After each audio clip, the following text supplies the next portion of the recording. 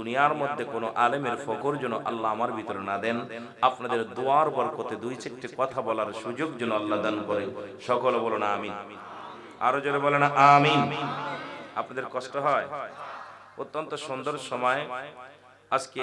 আবহাওয়া বার্তা যারা আবহাওয়াবিদ আছেন তারা বলছে বাংলাদেশের উপর দিয়ে ঘূর্ণি এবং প্রভাব যেটা পড়ার সম্ভাবনা আছে, ঘূর্ণিঝড় এবং বজ্র বৃষ্টি।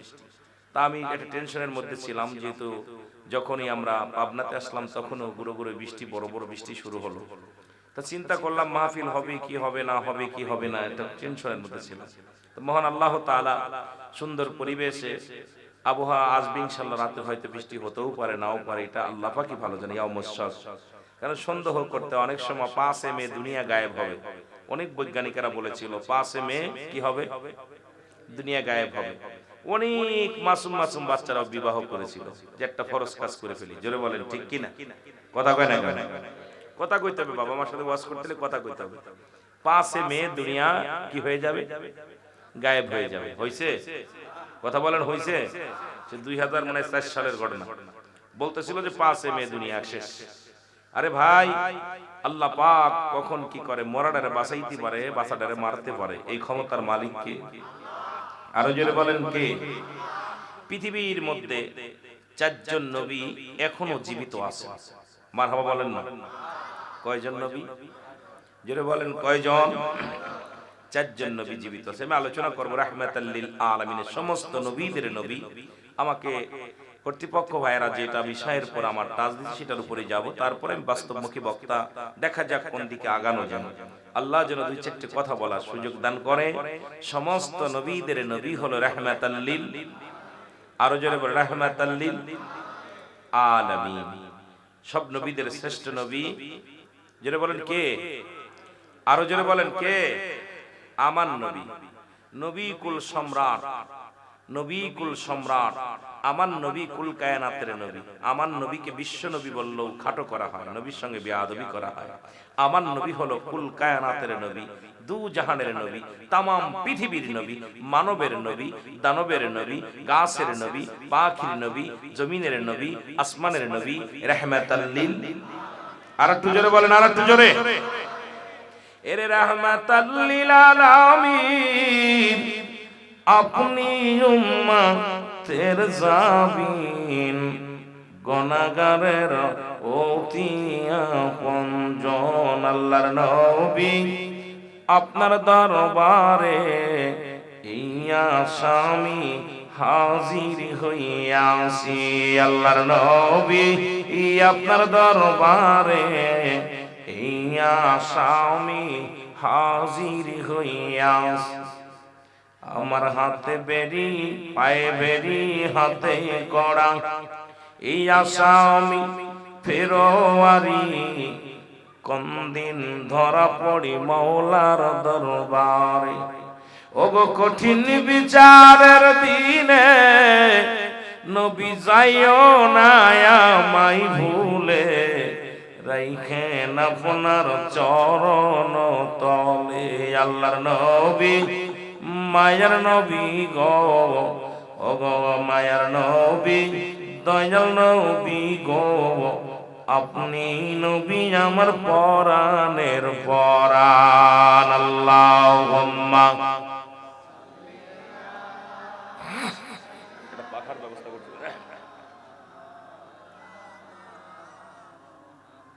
ওয়ালা আলি সাইয়্যিদিনা।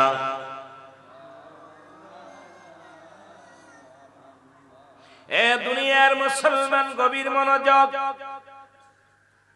আমি আলোচনার শুরুতেই বললাম পৃথিবীর মধ্যে 4 জন নবী জীবিত আছে এখনো। কয়জন? 4 জন নবী জীবিত আছে পৃথিবীর মধ্যে জিন্দা অবস্থায়। তাদের মধ্যে একজন হলো হযরত ইলিয়াস আলাইহিস সালাম, যিনি হলো পাহাড়ের দায়িত্ব যার উপর আল্লাহ দিয়েছেন। পৃথিবীর মধ্যে যত পাহাড়, এই বাংলার জমিনে দেখবেন পাহাড়, ইন্ডিয়ার জমিনে দেখবেন পাহাড়, যত পাহাড়গুলো তার নিয়ন্ত্রণে দিয়েছেন। আল্লাহ তাআলা হযরত ইলিয়াস আলাইহিস সালামকে আল্লাহ পাক পাহাড়ের দায়িত্ব দিয়েছেন। জোরে জোরে চিল্লায় বলেন মারহাবা। আর একটু জোরে বলেন। পাহাড়গুলো হাতে একা একা হেঁটে একা একা চলতে পারে। যখন ইলিয়াস আলাইহিস সালাম হুকুম দেয়, আল্লাহ পাক এত পার এত ক্ষমতা তারে দান করেছিলেন। এই পৃথিবীর মধ্যে উনি এখনো জিন্দা আছে, তার নাম হলো হযরত ইলিয়াস আলাইহিস সালাম। দুই নম্বর হলো মুসলমান যিনি পানির দায়িত্ব দিয়েছেন খিজির আলাইহিস সালাম। জোরে জোরে চিল্লায় বলেন মারহাবা। খিজির আলাইহিস সালাম আল্লাহ পাক পানি নিয়ন্ত্রণের দায়িত্ব দিয়েছেন। উনি এখনো মৃত্যুবরণ করে নাই, জীবিত অবস্থায় আছে। আমি এই জন্য বলতে চাই, অনেকে বলে ঈসা আলাইহিস সালাম দুনিয়ার মধ্যে জীবিত আছে, আর তিনজন নবী দুনিয়ার মধ্যে জিন্দা, তাদের আল্লাহ উঠায় নিয়ে গেছে। এক একটা দায়িত্বের মধ্যে দিছে। কিয়ামতের আগে তাদেরকে দুনিয়া থেকে আল্লাহ পাক তাদের বিদায় ঘন্টা বাজাবে, তার উপরে দুনিয়া গায়েব হবে। কিন্তু আমার দেশের মানুষ প্রায় সময় কথায় কথায় ওলামা ইকরাম বলে কিয়ামতের সময় চলে আসছে, এখনো চারজন নবীর একজনও মৃত্যুবরণ করে নাই, জিন্দা আছে। জোরে জোরে বলো মারহাবা। কথায় কথায় বলে কিয়ামত একদম কাছে। হ্যাঁ, কিয়ামতের কিছু নমুনা আমাদের মধ্যে পাওয়া যায়, এটা বলে ঠিক কিনা? হযরত খিজির আলাইহিস সালাম কে আল্লাহ পাক দুই নদীর দুই সাগরের মাঝখানে পৃথিবীর সমস্ত পানির দায়িত্ব তাকে দিয়েছেন। যে সমস্ত পানিগুলো আল্লাহ পাক একদিন পুরা শেষ করে দিবে। আল্লাহ বলেন কুল্লু মান আলাইহা ফান। আল্লাহ কয় বান্দারে, এই জমিনের মধ্যে যত পানি আছে সব পানিগুলো পুড়ে হয়ে যাবে ছাই। পৃথিবীর মধ্যে যত মাটি আছে মাটিগুলো পুড়ে হয়ে যাবে তামা। যেদিন এই পৃথিবীটা চূর্ণ বিচ্ছিন্ন করে দিবে আমার আল্লাহ, সেদিন থাকবে শুধু আমার আল্লাহ, আর সেদিনও নবীজির ভালোবাসা নিয়ে থাকবে আমার আল্লাহ। জোরে জোরে চিল্লায় বলা যাবে না মারহাবা। নবীর কত দাম, নবীর কত মান, এটা আলোচনা করতে গেলে আমি আস্তে আস্তে আমার গলাটা একটু পরিষ্কার হোক, আস্তে আস্তে আলোচনার মধ্যে যাই। আমার বাবারা, নবী আল্লাহ বলতেছেন পৃথিবীর মধ্যে যেদিন কিচ্ছু বলতে কিচ্ছু রাখবো না, সব কিছু চূর্ণ বিচ্ছিন্ন করে দিব, একদম মাটিটা পুড়ে তামা হয়ে যাবে, জমিনের যত পানি আছে পুড়ে হয়ে যাবে ছাই। যেদিন কিচ্ছু বলতে কিচ্ছু থাকবে না, সেদিন থাকবো কে? আসতে হলো আরো জোরে। সেদিন থাকবে আমার আল্লাহ। আল্লাহ কয় বান্দারে, সেদিন থাকবে আমার হাবিবের ভালোবাসা নিয়া। সেই নবীকে যারা খাটো করে এরা এক নাম্বার ইবলিসের ছেলা। জোরে বলেন ঠিক কিনা? এই নবীকে যারা কটাক্ষ করে, এই পৃথিবীর মধ্যে নবীর শানকে যারা খাটো করে, পৃথিবীর মধ্যে এক নাম্বার তারা ইবলিসের সন্তা, ইবলিসের চেলা। কারণ আমার নবীর শান, আমার নবীর মান কত বড় আপনি আমি কেন বুঝি না? কারণ আখির নবীর উম্মত হয়েছে।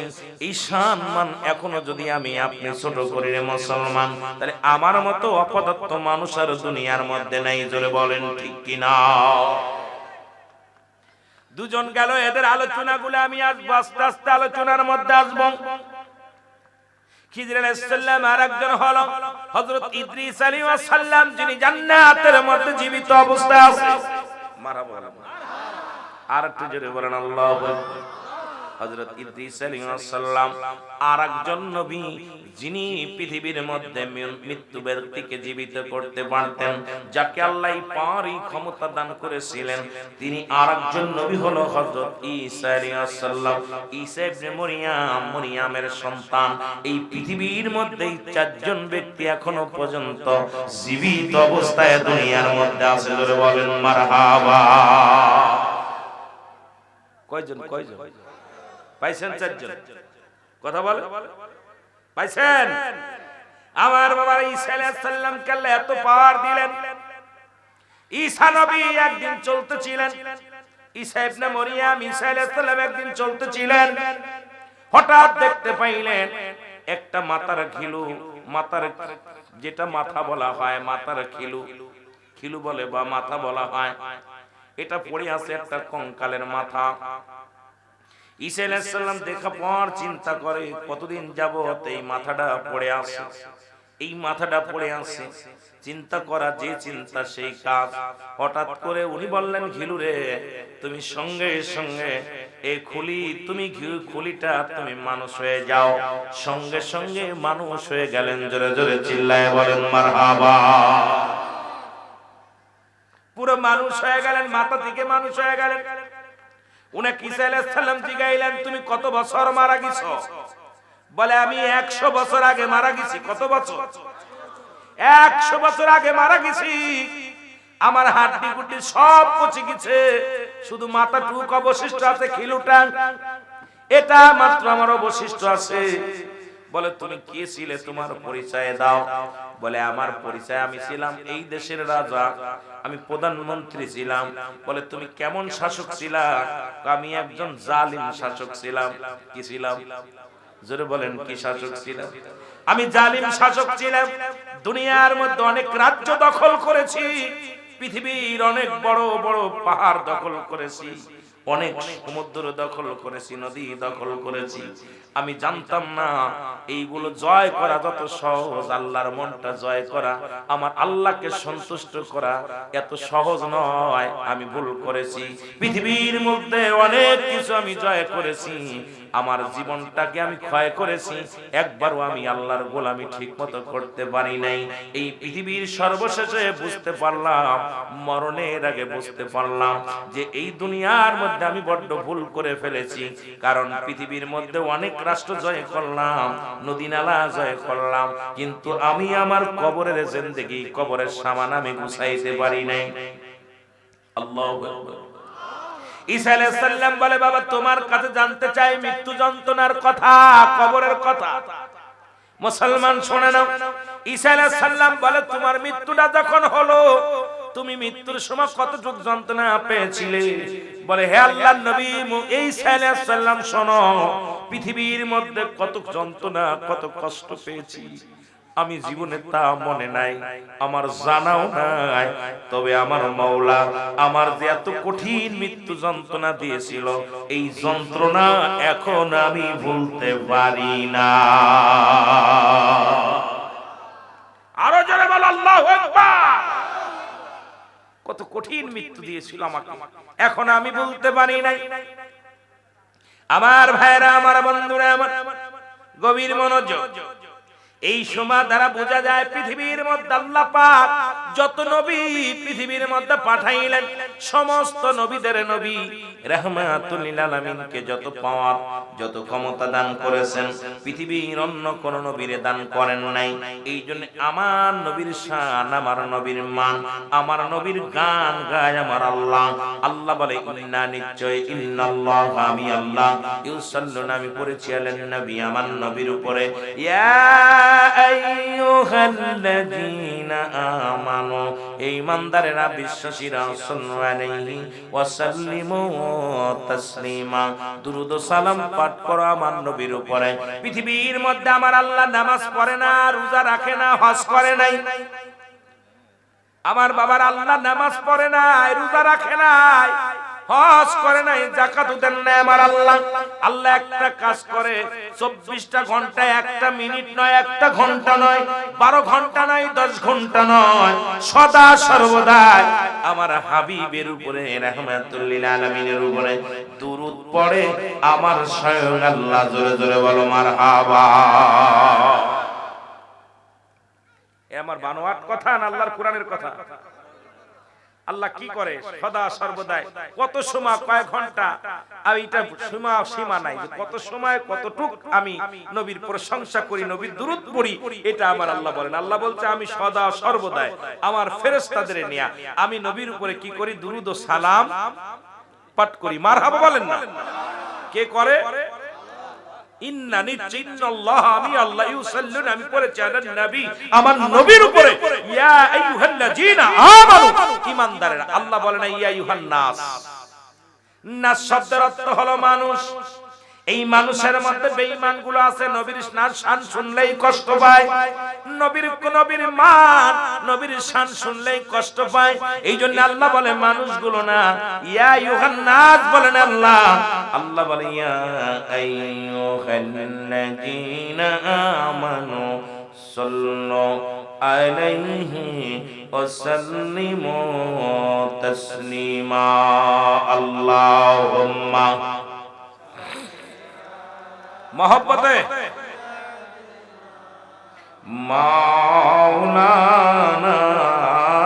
মুহাম্মাদ আলা। মাইকে টোনটা ঢ্যাপ ঢ্যাপ কেন? এই মাইকালা ভাই টোনটা একটু ক্লিয়ার করেন, মাইক ঢ্যাপ ঢ্যাপ আওয়াজ হয়। ওয়া আলা আলি সাইয়্যিদিনা।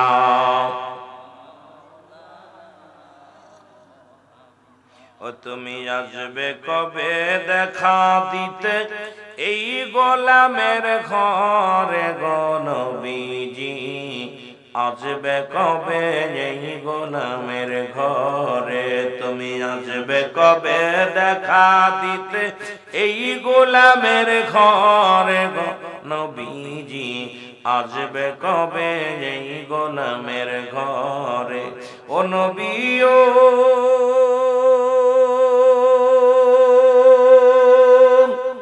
কঠিন হাসরে না পাই যদি আপনারে, কি উপায় হবে আমার মরণে।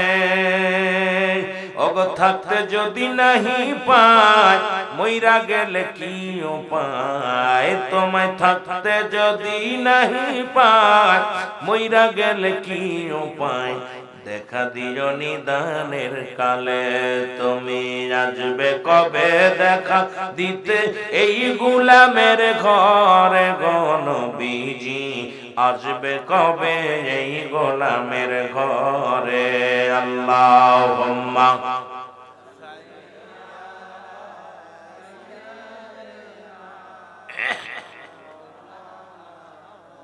ওয়ালা আলি সাইয়্যিদিনা।